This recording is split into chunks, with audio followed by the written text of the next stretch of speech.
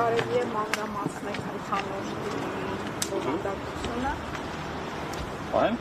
Եթե այստեղ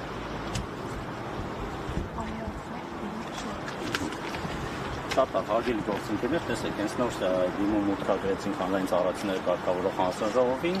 ինչպես գիտեք, հունիսի 6-ին եւս մեկ անգամ Հայաստան Էլեկտրական ցանցեր ՊԳ-ի կողմից դիմում է ներկայացվել սակագնի վերանայման համար, առավել կոնկրետ սակագնի իջեցման հետ կապված են 3.6 միլիարդ դրամ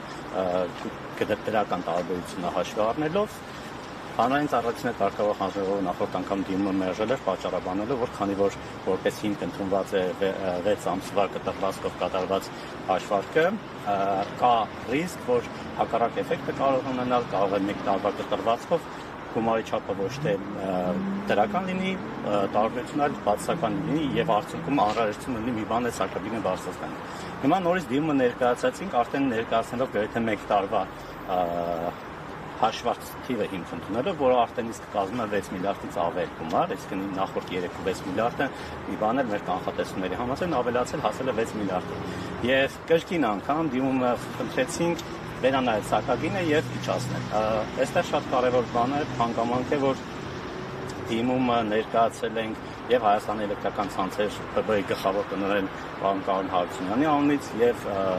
ընկերության բարենետեր Տաշիկ Կապիտալ ՊԲ-ի անունից եւ ընկերության տնօրենների խորհրդի անունից, այսինքն հնարավոր բոլոր անձանց անունից նույն դիմումը ներկայացել ենք, որպեսզի անգամ տեխնիկական վերադարձի կամ չքննարկման հարց չունենանք, որ օրինակ չգնա, չէ, պետք է հետի տնօրենի լիազորություններ սահմանափակված էր, բարենետերը դիմել եւ այլն եւ այլն։ Նման խնդիրներ չունենալու համար եւ նման արդարացումներ հանձնաժողովի համար չունենալու համար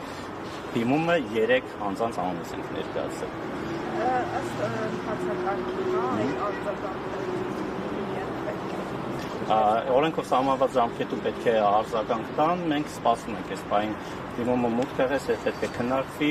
հանձնաժողովը որոշում կայացնի, սակագնի փոփոխություն կատարելու վերաբերյալ կայացնեն, թե չէ կայացնի, դիմումը կքննեն, թե չեն քննի, հուսամ կքննեն եւ սակագինը կիջեցնեն, բնակչության բեռնել որոշակի չափով կթեթևանան։ Սպասելիքները դրական են, հուսամ հանձնաժողովը կքննի եւ կբավարարի եւ սակագինը կնվազեցնի։ Ես հարց ունեմ, կխնդրեմ, որ այստեղ բոլոր բանախոսները պատասխանեն։ Տեսեք, լուրեր են շրջանառվում, որ միջև ընտրություններ իշխանությունը պատրաստվում է սակագինը նվազեցնել մարտ-ապրիլի, ընտրություններից հետո արդեն ձմռանը ավելի բարձրացնել կրկնակի։ Բացի այսպիսի դիմումներ մուտք անելուց, ինչ գործնական քայլեր եք պատրաստվում իրականացնել, որպեսզի այս քարոզչությունը կամ այս առևտուրը տեղի չունենա։ Ես որպես փաստաբան այդ հարցին ես չեմ կարող պատասխանել, ես մասնագիտական դաշտում եմ միայն գործունեություն անում որպես փաստաբան եւ ընկերությունների եւ անձանց ներկայացնելով դիմումներ եմ մուտք արել եւ իրավական ուղղություններ եմ ստալ քաղաքական տեսակետից, քաղաքական դիվիդենդներ ունենալու համար մարդիկ ինչ գործողություններ են անում ժողովրդին ցույց տալու որ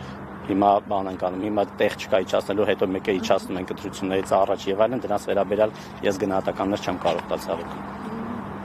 Ինձ որովհետեւ Խնդրեմ։ Սկզբիստիկին մելոյանը։ Խաղացիք դուք։ Պատասխանը հետո ես կանխատեսում։